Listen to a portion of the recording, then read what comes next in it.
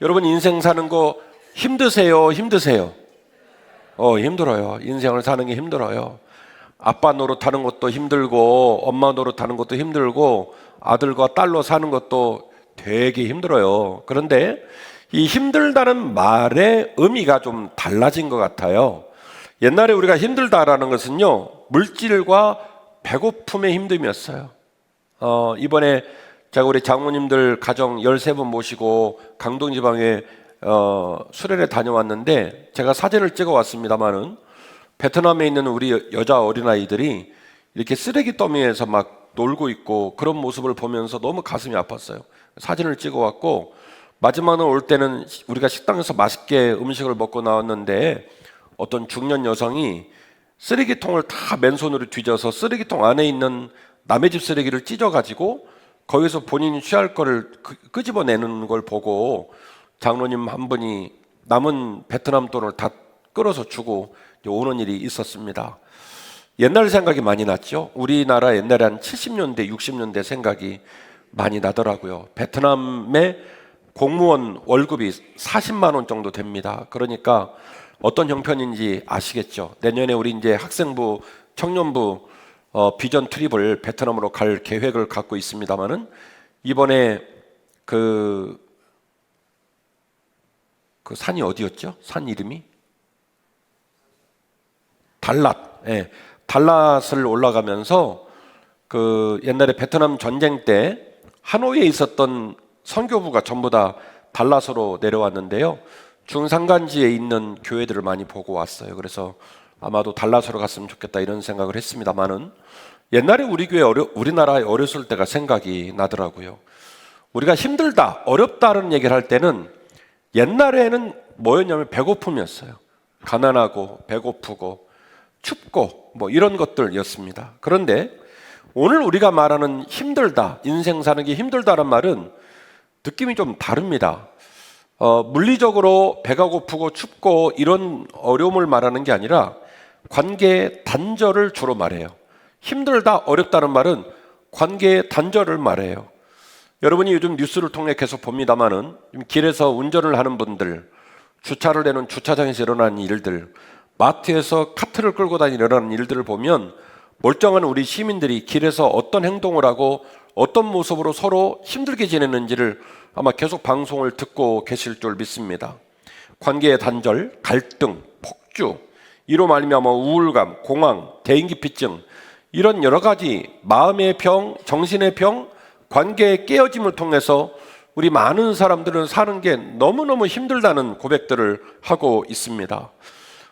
어느 정도냐면요, 지금 정신과 의원은 이제는 예약을 하지 않으면 의사를 만나볼 수 없을 정도로 정신과 의원을 찾는 환자들이 많아요.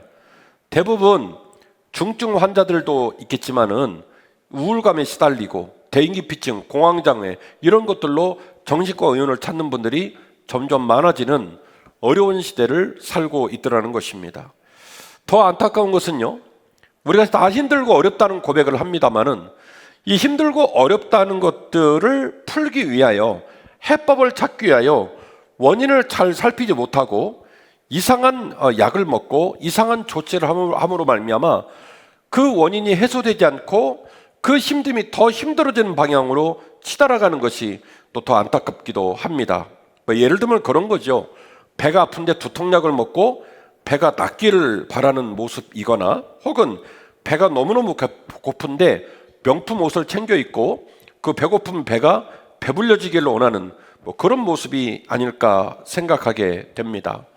오늘 말씀은 일주일을 분주하게 살다가 온 저와 여러분이 하나님 말씀을 통해서 하나님의 솔루션, 하나님의 해법을 우리가 듣고 그 해법에 아하 그렇구나 라고 하는 깨달음을 얻고 저와 여러분의 삶이 아직도 무겁고 어렵지만은 그 힘들고 어려운 삶의 노정에서 하나님과 함께 위로를 받고 소망을 품고 믿음으로 평안을 누리시는 저와 여러분 되었으면 좋겠습니다.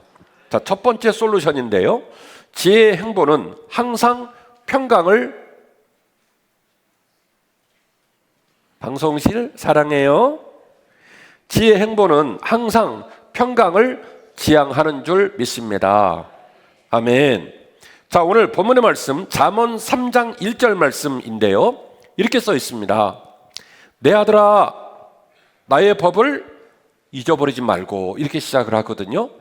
잠언 3장은 총 이 덩어리가 세 덩어리로 구성이 되어 있는데요. 잠언 3장이 1절부터 35절까지 되어 있어요. 1절부터 10절은 하나님을 전적으로 의지하라는 명제예요. 뭐라고요? 1절부터 10절까지는 하나님을 전적으로 의지하라. 이게 명제예요. 그 말은 무슨 얘기냐? 너희의 삶 가운데 스트레스, 어려움, 고난, 시련, 눈물, 아픔, 이 모든 것들을 풀 수 있는 솔루션, 해결책이 뭔지 아니? 하나님을 전적으로 의지하는 거야. 이걸 얘기하셨어요. 그리고 11절에서 20절, 지금 20절까지는 어떻게 되어 있냐면요. 하나님을 전적으로 의지하는 자가 어떻게 행복할 수 있는지를 얘기하고 있고요. 21절부터 35절까지는 하나님과 동행하는 사람의 안전을 말합니다. 그러면 사실은 세 덩어리로 되어 있는데 좀 더 간결하게 합친다면 두 번째 덩어리하고 세 번째 덩어리는 같은 덩어리예요. 뭐냐면 하나님을 전적으로 의지하는 자가 누리는 행복과 평안을 말하겠죠. 공감하시죠? 그러니까 1절부터 2절까지는 네 인생의 고난과 어려움, 슬픔, 그 역경과 어려움 속에서도 네가 어떻게 정말로 행복한 삶을 살 수 있겠니? 라는 것을 하나님께서 뭘로 솔루션을 제시하냐면 하나님을 의지하라는 거예요. 하나님을 의지하라는 거예요. 그리고 하나님을 의지하게 되어지면 너에게 이런 행복이 있고 너에게는 이런 안전이 있단다. 이 얘기예요. 그래서 우리 모두가 하나님을 의지해야 할 줄로 믿습니다. 오늘 본문의 말씀에 이런 표현이 나옵니다. 내 아들아, 나의 법을 잊어버리지 말고 라고 하는 본문이 나오는데요. 여기서 말하는 잊어버린다는 말은 기억력이 부족해가지고 망각해가지고 실제로 기억을 못하는 잃어버림을 말하는 게 아니에요. 알고 있으면서도, 그래서는 안 되는 줄 알면서도 고의적으로 잃어버리는 걸 말하는 거예요. 여러분, 우리가 신앙생활 하면서 우리 한빛교회 성도 정도 되면 저는 우리 교회 성도들이 수준이 높다고 생각하거든요. 진짜예요. 그리고 우리 교회 오시는 강사님들이 저한테 밥 먹으면서 항상 물어보는 게 있어요. 목사님, 한빛교회 교인들은 왜 이렇게 저를 쳐다봐요? 그래서 저는 그런 거예요. 목사님, 저는 우리 교인들이 저를 안 쳐다보면 제가 상처를 받아서 고개를 드세요. 그렇게 얘기를 해요. 그러니 아, 그래요? 이러는 거예요. 우리 교회처럼 성도들이 설교하는 목사를 뚫어져야 쳐다보는 교회는 6.25 동란 이후에 없디야. 또 하나, 성도들이 예배를 드리면서 그렇게 주보를 보냐 이거예요. 그래서 제가 그랬어요. 주보를 보는 건 뭐냐면 설교 요약이 되어 있는데 그 설교 요약을 보면서 설교를 듣는 겁니다. 이렇게 말씀을 드린 적이 있어요. 저는 우리 교회 성도들이 수준이 높다고 생각해요. 여러분, 저하고 여러분이 하나님 말씀을 잊어버리면 몰라서 잊어버릴까요? 들은 적이 없어서 잊어버릴까요? 어때요? 아니죠. 알아요. 이렇게 하면 안 된다는 걸 알아요. 이 말이 참 미흡다는 걸 알아요. 제가 이번에도 느낀 건데, 이번에 우리 강동지방에서 60 몇 명 갖고 우리 교회는 13명 갔거든요. 근데 다른 교회 장로님, 목사님들이 우리 한빛교회를 겁나게 시기했다요. 뭐라고 얘기를 했냐면 왜 그렇게 목사하고 장로하고 좋게 지내니? 그래서 제가 그랬어요. 목사하고 장로하고 좋게 지내는 게 비정상입니까? 라고 물었어요. 차이는 뭘까요? 왜 우리 다른 교회 동역자들이 우리 교회를 이상하다고 말할까요? 저는 생각해요. 다른 점은 없어요. 우리는요, 연약한 존재고 사는 게 버겁고 똑같아요. 그런데 다른 점이 있다면 내가 상대방한테 말을 하고 관계를 맺을 때 내가 이 말을 하면 얼마나 그 사람이 마음이 아플까? 내가 이 행동을 하면 얼마나 그 사람이 스트레스를 받을까? 이거 한 번만 생각해도 반은 먹고 들어가는 거예요. 공감하시죠? 나의 법을 잊어버리지 말라는 말은 들어본 적이 없어서 모르는 게 아니에요. 혹은 들은 적은 있는데 까먹어가지고 못하는 걸 말하는 게 아니에요.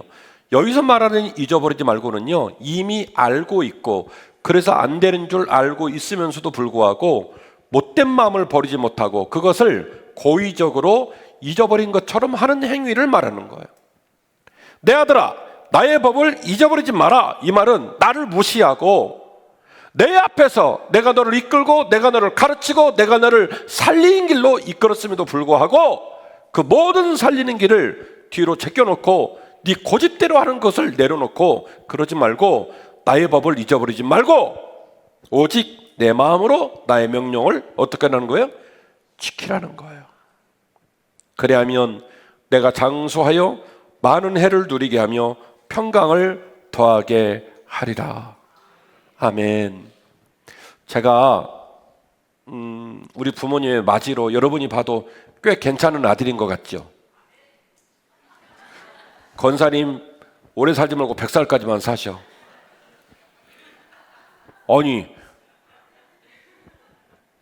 나 괜찮은 아들인 것 같은데. 이번에도 65인치 테레비 사가지고 제가 가서 설치해드리고 왔다고 그랬잖아요. 아버지가 그러셨어요. 내가 살면 얼마나 산다고 이렇게 큰 테레비 한번 봐야지. 아들밖에 없네 이러시더라고. 제가 나름 잘하려고 노력을 많이 하는데요. 그런데도 불구하고 아버지가 한번 하신 말씀이 저를 너무 마음에 아프게 한 적이 있어요. 전화 오셔갖고 김 목사, 아무래도 내가 너무 오래 산 것 같다. 김 목사, 아무래도 내가 너무 오래 산 것 같다 이러시더라고요. 우리 가정사 이거 프라이버시니까 여러분에게 오픈할 수는 없지만 자녀들에게 일어나고 있는 너무나 가슴 아픈 이야기를 부모님이 들으니까 너무 힘들어하는 거예요. 연세 들어서 돈 떨어져, 체력 떨어져. 그냥 부모님의 소망은 자식밖에 없는데 그 자식의 집에서 일어나는 안타깝고 가슴 아픈 얘기를 들으니까 어른들은 더 잠을 못 자요. 그 전화 오셔갖고 김 목사, 내가 너무 오래 산 것 같다. 너무 죄송했어요. 구약에서 말하는 장수라는 표현은요, 그냥 수명이 긴다 이 말을 말하는 게 아니에요. 구약적 이 용례의 장수라는 표현은 새하늘과 새 땅에서 누리는 완벽한 평안, 영원한 평안을 말할 때 무슨 표현을 쓰냐면 장수라는 표현을 써요. 그래서 구약에는 복을 말할 때, 은혜를 말할 때, 행복을 말할 때 관용적으로 자주 쓰는 표현 중에 네가 뭐하게 될 것이다? 네가 장수하게 될 것이다 라는 표현이 많이 나오는데요. 이거는 막 비참하고 잠을 못 자고 괴로우면서 100살을 사는 걸 말하는 게 아니라 얼마를 살든지 간에 그 삶의 노정 속에서 평안한 상태를 유지하고 있는. 그래서 요한계시록 표현처럼 새하늘과 새 땅에 올라가면 근심이 없고 슬픔이 없고 고통이 없고 눈물이 없고 하나님께서 너희의 모든 눈물을 어떻게 해요? 씻겨 주실 것이다 라고 말씀을 하셨던 것처럼 구약적 표현의 장수라는 표현은 너의 삶이 마치 새하늘과 새 땅에 있는 것처럼 너의 삶이 완벽한 평안을 누리는 삶을 살게 될 거야 라고 말씀하실 때 구약에서 주로 무슨 표현을 쓰냐면 너의 삶이 장수하게 될 것이다 라는 표현을 쓰고 있더라는 겁니다.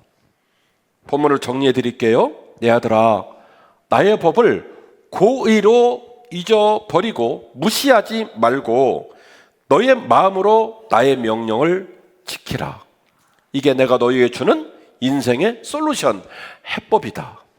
자녀를 양육하며 돈을 벌며 건강을 관리하며 기업을 운영하며 부부로 살아가며 네가 내가 너에게 주는 모든 명령과 너를 향한 사랑과 너를 향한 인도를 무시하고 고의적으로 못 듣는 걸로 무시하고 그렇게 살지 말고 네가 나의 법을 마음 가운데 깊이 간직하고 그 말씀을 잘 지키라. 그리하면 그것이 너에게 장수하게 되어서 많은 해를 누리게 하며 평강을 더하게 하리라. 아멘. 여러분 여쭤볼게요.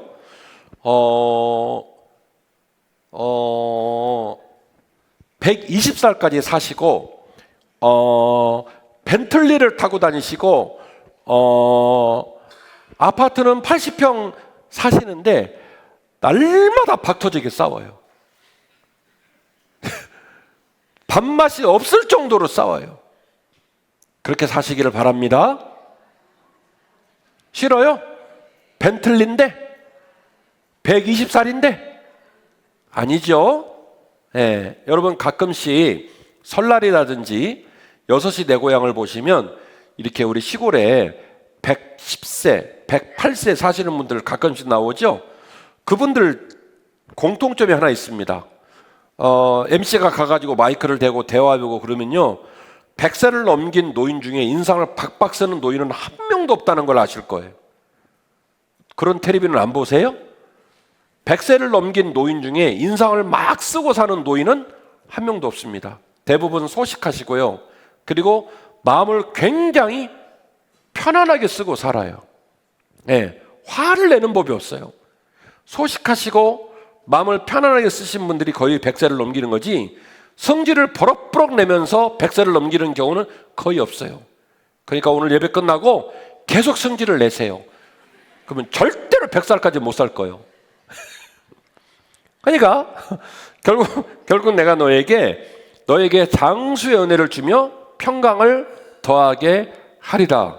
이게 완벽한 형태의 행복이에요. 장수만 있는 건 행복이 아니에요. 그거는 수명이 긴 거지, 오래 사는 거지. 공감하십니까? 이 장수의 은혜는 수명이 긴 걸 말하는 게 아니에요. 오래 산 걸 말하는 게 아니에요. 그의 삶의 연한이 길어지는데, 그 길어지는 연한에 뭐가 있더라는 거예요? 평강. 그 길어지는 연한에 뭐가 있더라는 거예요? 평강이 있더라는 거예요. 평강이. 할렐루야. 잠언 3장 15절인데요. 지혜는 진주보다 귀하니 내가 사모하는 모든 것으로도 이에 비교할 수 없도다. 그의 오른손에는 장수가 있고 그의 왼손에는 부귀가 있나니 그 길은 즐거운 그 길이요 그의 지름길은 다 뭐라고요?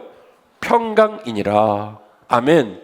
솔루션이 뭐냐면 평강이에요. 평강. 할렐루야. 정리를 해드린다면 우리가 생각하는 행복, 우리가 생각하는 삶의 완벽한 이 온전한 상태가 뭐냐면, 사실은 장수 아래 뭐가 있어야면 평강이 있어야 돼요. 그래야 완벽한 행복이 이루어지는 거예요. 수명이 길어지는 것은 물리적인 복을 말하는 것이고요, 평강은 무슨 복을 말하는 거냐면 심리적인 복을 말하는 거예요. 그래서 물리적으로는 수명이 길어나고 심리적으로는 마음이 평안한 상태가 됐을 때 그것을 비로소 완벽한 평안이라고 말할 수가 있습니다. 그래서 저와 여러분이 완벽한 행복을 누리시기를 주의 이름으로 축원합니다. 할렐루야. 할렐루야. 여러분, 이 땅의 1등은 몇 명밖에 없죠? 이 땅의 1등은 몇 명밖에 없죠? 한 명밖에 없어요. 네. 제가 자녀를 기르면서 많이 힘들어하는 걸 여러분이 아실 거예요. 될 수 있으면 제 개인적인 얘기는 안 하려고 하지만 힘드니까 입으로 넘쳐갖고 가끔씩 말을 했지만 되게 힘들어요. 그런데 이번에 저 수련회를 다녀오면서 권사님 한 분이 당신은 그냥 들은 얘기를 전했는데 저는 꿈에도 그 꿈을 꿨어요. 엄청 위로를 받았어요. 우리 둘째한테 권사님이 민우야, 주야, 아니 말했으니까 뭐 민우야, 민우가 이제 여기 임마누엘 교회를 보고 그렇게 부러워하더래요. 그래서 민우야, 임마누엘 교회도 큰데 우리 교회도 아빠가 오셔가지고 되게 부흥했어. 우리 교회 좋은 교회야. 그랬더니 민우가 말하기를, 네, 우리 아빠가 인물로 반은 먹고 가지요. 그러더라는 거예요. 그래서 알고는 있니? 이랬다는 거예요. 그러면서 민우야, 그러니 너하고 나하고도 전도 열심히 하자. 그랬더니 그렇게 말을 하더래요. 명색이 제가 목사 아들인데 전도 열심히 해야죠. 이러더라는 거예요. 저한테는 때려 죽어도 안 하는 말을 권사님한테 했더라고. 근데 저는 그 얘기를 직접 못 듣고 권사님한테 전해드리면서 사실은 부모인지라 얼마나 위로를 받고 얼마나 기분이 좋았나 몰라요. 산의 진미를 먹고 벤틀리 아니라 벤틀리 할아버지를 타고 다니더라도 여러분, 우리의 마음에 평안이 없으면요, 그게 지옥 아랫목이에요. 지옥 아랫목. 이 세상에 1등은 한 명밖에 없습니다. 그러니까 1등 하려고 하지 마시고 평안하시기를 주의 이름으로 축원합니다. 여러분, 배우자끼리 앉은 분들은 배우자 손을 잡으시고, 배우자가 아닌 분은 손은 잡지 말고 쳐다만 보시고, 배우자인 분에게는 여보 고마워 미안해 그렇게 얘기해 주시고, 성도님에게는 성도님 평안하시기를 바랍니다. 제가 잘해드릴게요. 시작. 인사하겠습니다.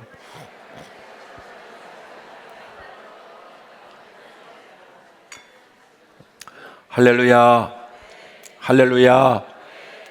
1등이 될 수는 없어요. 가장 부유한 사람이 될 수는 없으나, 그러나 하나님께서 우리의 마음에 평안을 주시면 그 평안을 통하여 오늘 점심 식사가, 오늘 저녁 식사가 하나님께서 허락하신 천국의 식사가 될 줄로 믿습니다. 그렇게 여러분 마음이 평안해지면 하나님께서 여러분의 마음에 힘을 줘요. 그 평안을 끌고 갈 수 있는 힘을 줘요. 더 인내하고 더 이해하고 더 기다릴 수 있는 힘을 주고요. 그렇게 노력하시는 과정을 통하여 여러분의 마음이 바뀌고, 여러분의 가정이 바뀌고, 우리 교회가 바뀌고, 더 나아가 사회가 바뀌게 될 줄 믿으시기를 바랍니다. 내 아들아, 너는 나의 명령을 잊어버리지 말고, 고의적으로 무시하고 없던 일로 치부하지 말고 항상 내 계명을 네 마음에 지켜라. 그러면 내가 너에게 장수의 은혜를 베풀 것이고, 더불어 세트 메뉴로 뭐 더 줄 거냐면 너에게 평안을 더하게 할 것이니라. 할렐루야. 자, 그렇다면 오늘 당장에 우리가 욕심내야 될 것이 평안인데요, 어떻게 그 평안을 얻을 수 있을까? 가장 귀한 지혜는 교만을 멀리하고 겸손을 지향하는 것인 줄로 믿습니다. 할렐루야. 여러분, 질문하겠습니다. 겸손해가지고 문제가 생기는 경우가 있던가요? 소희자매, 겸손해가지고 문제가 생기는 경우가 있었나요? 없어요. 할렐루야 찬양대, 겸손해가지고 문제가 생기는 경우가 있던가요? 없어요. 중삼층, 겸손해갖고 문제가 생기는 경우가 있던가요? 없어요. 알긴 다 잘하시네. 예, 알긴 겁나게 잘하시네. 근데 왜 그렇게 교만하세요? 여러분, 사람은 교만을 너무너무 좋아해요. 우리는요, 다른 사람도 조금이라도 더 커야 돼요. 사진 찍을 때도 가만히 있다가 하나, 둘, 셋 할 때 까치발을 딱 해. 그죠? 네. 남이 나하고 똑같은 옷을 입으면요, 성질나서 집에 가서 찢어버려요. 나만 입어야 돼, 나만. 네? 그죠? 네, 나만 입어야 돼요. 여러분, 옷 사러 가시면 옷 모델을 고르면 그 똑같은 모델이 같은 치수로 걸려 있잖아요. 그러면 앞에 거 빼오시면 되잖아요. 근데 그걸 다 뒤지잖아요. 너무 오래 뒤지면 종업원이 짜증나가지고 그러잖아요. 선생님, 그거 다 똑같은 옷이에요 이러잖아요. 근데 우리는 뭐 찾아요? 그 중에 좀 나은 거. 그죠? 우리는요, 누군가 뒤에 있는 걸 안 좋아해요. 염소만 높은 곳을 좋아하는 게 아니라 사람이 더합니다. 굉장히 그 다른 사람보다 높은 곳에 있기를 좋아하는 게 사람의 습성인데요, 그렇게 돼버리면은 다른 사람들은 상처를 받지 그 사람에게 은혜를 받지 않습니다. 그래서 사실은 겸손을 지향하면 그 사람은 저절로 행복해지고 저절로 평안해지고요, 교만을 지향하면요, 죽었다 깨어나도 평안할 수가 없어요. 계속 교만을 지향하잖아요. 그러면 다른 사람들은 나와 경쟁을 합니다. 계속 교만을 지향하잖아요. 다른 사람들은 나를 볼 때마다 긴장을 합니다. 그러니 다른 사람이 평안하지 않으니 나도 평안할 수가 없겠지요. 잠언 21장 9절 이하의 본문이 좀 깁니다만은 그래도 한번 읽어드리려고 합니다. 이거는요, 설교할 필요 없고 읽어만 들어도 은혜가 돼요. 자막을 띄워주시고, 자막에다 제가 색깔을 입혀놨거든요. 색깔을 대조하면서 한번 보실래요? 읽어드리겠습니다. 다투는 여인과 함께 큰 집에 사는 것보다 움막에 사는 것이 낫다. 악인의 마음은 남의 재앙을 원하나니 그 이웃도 그 앞에서 은혜를 입지 못한다. 거만한 자가 벌을 받으려면 어리석은 자도 지혜를 얻겠고, 지혜로운 자가 교훈을 받으면 지식이 더하게 된다. 의로우신 자는 악인의 집을 감찰하시고 악인을 환난에서 던져버리신다. 귀를 막고 가난한 자가 부르짖는 소리를 듣지 아니하면 자기가 부르짖을 때에도 들을 자가 한 명도 없게 될 것이다. 은밀한 선물은 노를 쉬게 하고 품 안의 뇌물은 맹렬한 분을 그치게 한다. 정의를 행하는 것이 의인에게 즐거움이요 죄인에게는 패망이다. 명철의 길을 떠난 사람은 사망의 회중에 거하게 될 것이다. 연락을 좋아하는 자는 가난하게 되고 술과 기름을 좋아하는 자는 부하게 되지 못한다. 악인은 의인의 속전이 되고 사악한 자는 정직한 자의 대신이 된다. 다투며 상대는 여인과 함께 사는 것보다 광야에서 사는 게 훨씬 낫다. 세죠? 지혜 있는 자의 집에는 귀한 보배와 기름이 있으나 미련한 자는 이것을 다 삼켜버린다. 공의와 인자를 따라 구하는 자는 생명과 공의와 영광을 얻게 된다.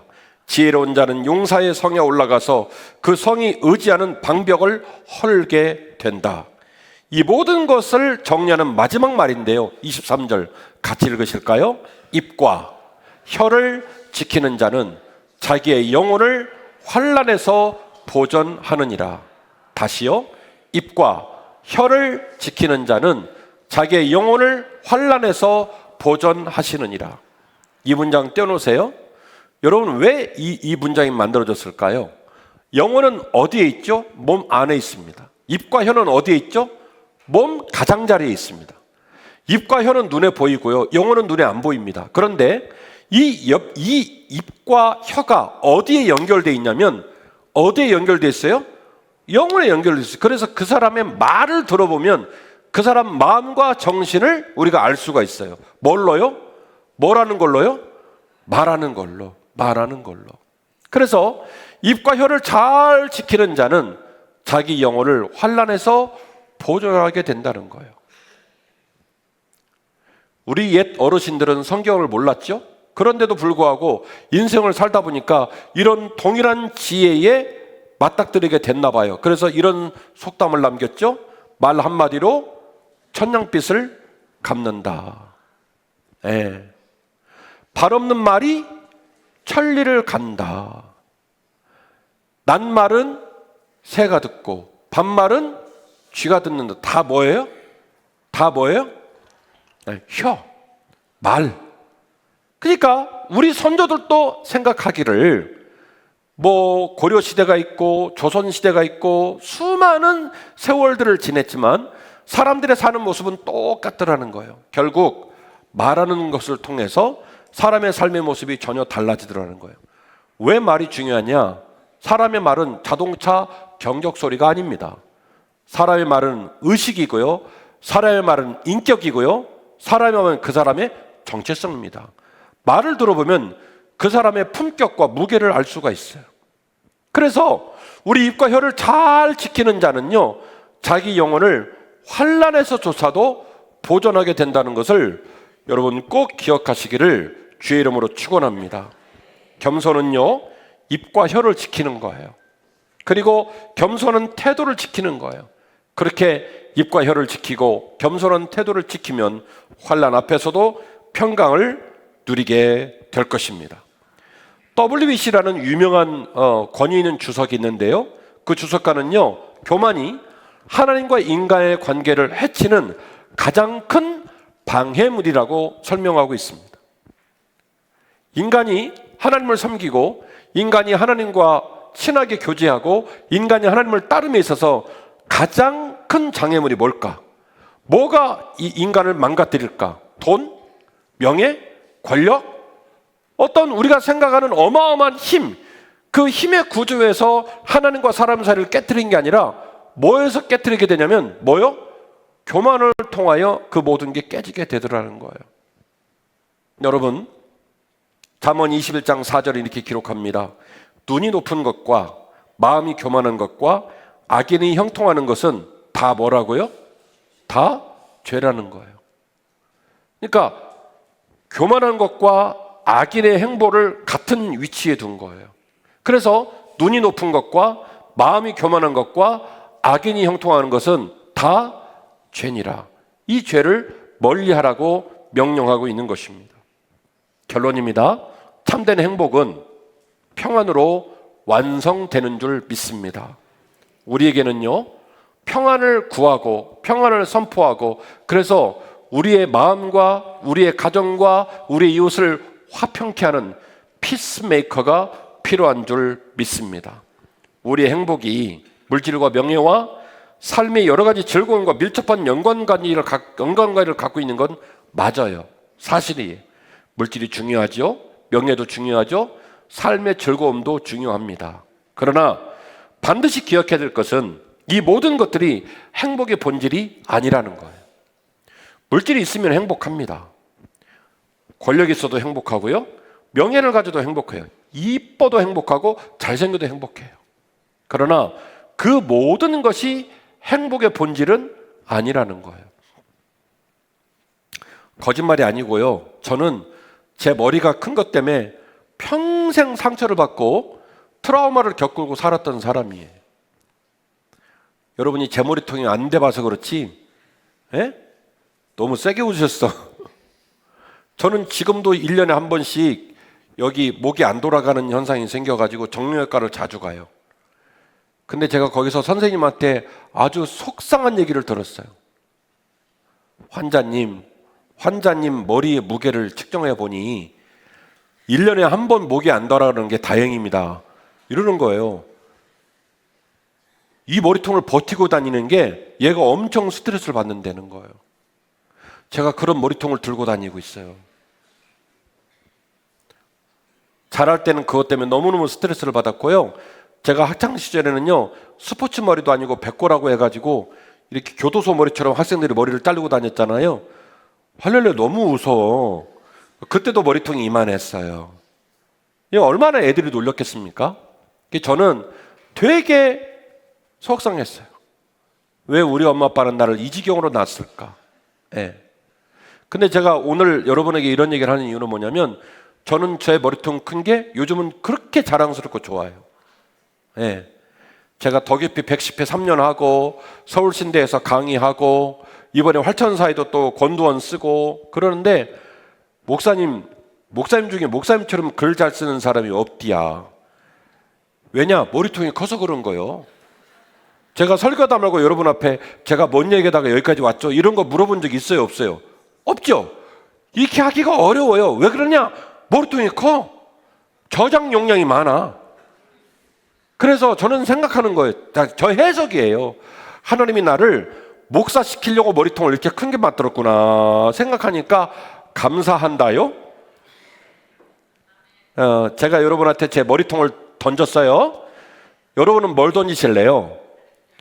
뭐 때문에 여러분 아픕니까? 뭐 때문에 힘듭니까? 뭐 때문에 마음에 슬픔이 있습니까? 맞아요. 제가 제 머리통 얘기했지만 사실은 머리통은 농으로 나눌만 하니까 얘기한 거고 진짜 아픈 건 말 못해요. 저 지금도 아프거든요. 여러분도 아플 거예요.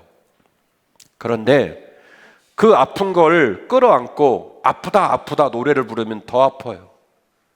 그리고 아프다 노래를 부른들 다른 사람이 그 아픈 걸 반 나눠가지고 가지고도 안 와요.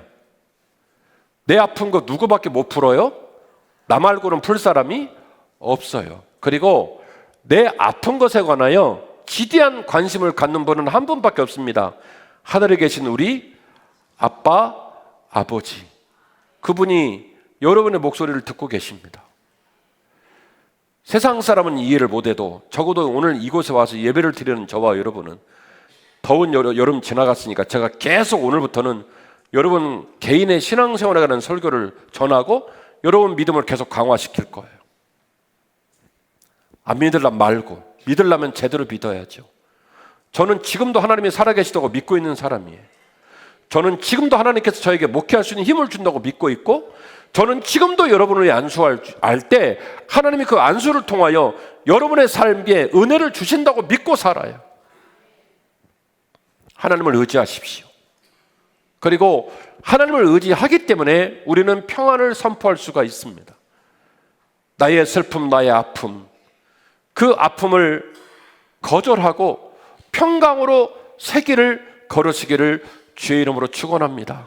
하나님 아버지께서 제게 새 힘 주셔서 평강으로 첫 발을 내딛기를 원하오니 그 발걸음을 인도하여 주옵소서. 우리의 기도가 되시기를 바랍니다. 따라서 우리는 평강을 위해 기도하고 평강을 이루는 화평케 하는 삶을 삶의 모범으로 잘 간직해야 될 줄로 믿습니다. 히브리서 12장 14절 말씀입니다. 모든 사랑과 더불어 화평함과 거룩함을 따르라. 이것이 없이는 아무도 주를 보지 못하리라. 아멘. 아멘. 여러분, 오늘 그런 분 안 계시겠지만 오시다가 로비에서 예배 안내부하고 뒤지게 싸웠어요. 그분은 오늘 은혜를 받았을까요? 못 받았을까요? 못 받아요. 예배가 빨리 끝나야 내가 그년을 가서 머리를 뽑아버릴 텐데 죄송해요. 이 생각하느라 아무 은혜를 못 받아요. 그죠? 예. 여러분은 오늘 운전하고 가시다가 누가 여러분에게 좀 놀래게 하거나 여러분이 누구를 놀래게 하면요, 그리고 좀 운전하고 나도 모르게 실수할 수 있어요. 그러면 차에는 너무 좋은 장치가 있어요. 이렇게 세모난 빨간색이 있거든요. 그게 양쪽 비상 깜빡이 불이에요. 그거 누르면 손가락이 안 부러져요. 누구나 사또 놀라게 해주면 비상 깜빡이를 딱 눌러줘요. 깜빡 3번이면 에이씨 했던 사람이 휴 하고 내려가요. 그런데 그거 안 눌러주네 그러면 뒤에서 막 쌍욕을 하고 따라와요. 그리고 누군가 나를 놀래게 하면 그냥 봐주세요. 여러분이 막 욕을 하고 쫓아오고 그러면요, 여러분한테 손해요. 그렇다고 그분이 뭐 여러분한테 뭘 어떻게 하겠어요? 마음을 평안하게 쓰시기를 바랍니다.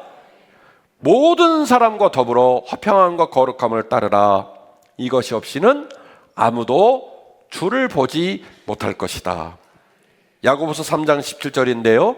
오직 위로부터 난 지혜는 첫째, 성결하고 다음에 화평하고 관용하고 양순하며 긍휼과 선한 열매가 가득하고 편견과 거짓이 없나니 화평하게 하는 자들은 화평으로 심어 의의 열매를 거두느니라.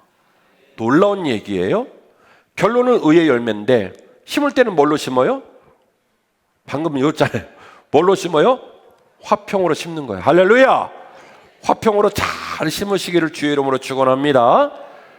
오늘 밥 먹으러 내려갈 때도 화평을 심고, 식사하실 때도 화평을 심으시고, 물 잡술 때도 화평을 심고, 아멘 할 때까지 화평을 심으시고, 주차 안내원한테 차키를 받아서 집에 갈 때도 화평을 심으시고, 집에 갔더니 아들이 그냥 싱크대에다 그냥 라면을 처먹고 그냥 식기를 쌓아놓고 게임을 신나게 하고 있어도 이놈의 새끼야! 이렇게 하지 않고 아들 재밌니? 하고 화평을 심으시기를 바랍니다. 할렐루야. 여러분이 화평을 심으면 그 아들이 어떻게 생각할까요? 미안한 거예요. 자기도 알아. 엄마가 참는구나. 와우, 대박. 엄마가 나한테 쌍욕을 하면 나도 욕먹은 만큼 할도리 했다 하고 끝내버리려고 했는데 엄마가 나한테 축복하네? 엄마가 나한테 화평을 선포하네? 엄마가 나를 사랑하네? 다음에 또 그러면 안 되겠다라고 속으로 생각을 하게 됩니다. 여러분, 세 가지 성경의 이야기를 들려드리고 설교 마칠게요. 아까 제가 여러분에게 뭐라고 말씀드렸냐면 WBC라는 권위 있는 주석은 말하기를 인간이 하나님을 섬길 때, 인간이 하나님과 관계를 맺을 때 가장 큰 장애물이 뭐라고 말한다고 그랬죠? 교만이라고 말한다고 그랬죠? 이스라엘의 초대 왕이 누굽니까? 사울이죠. 성경을 보니까 사울은요, 다른 사람보다도 목이 어깨 하나가 더 있었대요. 그러니까 왕을 삼을 때 이미 매우 스페셜한 사람이었어요. 성품도 깊었고요, 잘생기고 뛰어난 리더십을 갖고 있고, 그러니까 왕 될 만한 사람이었어요. 그랬는데 사울은 결국 버림을 받았죠. 나중에 다윗이 2대 왕이 됩니다마는 신체 구조로는 사울을 따라갈 수 없었어요. 그 증거는 사무엘상 17장에 나옵니다. 다윗이 골리앗과 싸운다고 하니까 사울이 미안해갖고 자기 것 갑옷을 누구한테 입힙니까? 다윗에게 입히는데 맞아요, 안 맞아요? 안 맞아요. 질질 끌려요. 그런데 다윗은 쓰임을 받았고요, 사울은 버림을 받았습니다. 그 이유가 뭡니까? 뭐죠? 교만이에요. 하나님 아버지 앞에서. 여러분, 제가 나의 법을 잊어버리지 말라는 말이 몰라서 잊어버리는 거, 배운 적이 없어서 잊어버리는 거, 이거 아니라고 그랬죠? 알고도 고의적으로 잊어버린 척 하는 거라고 그랬죠? 그게 뭐예요? 교만이에요. 예수를 안 믿는 사람은요, 교만한 말을 해도 투박하게 하고요, 예수를 오래 믿은 사람은요, 교만한 말을 굉장히 교묘하게 합니다. 굉장히 상처를 주고 굉장히 관계를 깨트리고 무례한 말을 되게 멋있게 돌려서 얘기를 해요. 돌려서 얘기하면 그 말이 안 무례해집니까? 돌려서 말을 하면 그 말이 그 사람에게 상처를 안 줍니까? 상처를 더 받아요. 교묘하게 돌려서 말하면 상처를 더 받아요. 우리 한빛교회를 출입하는 분들은 제발 그러면 안 돼요. 사람 2번 죽이는 거예요.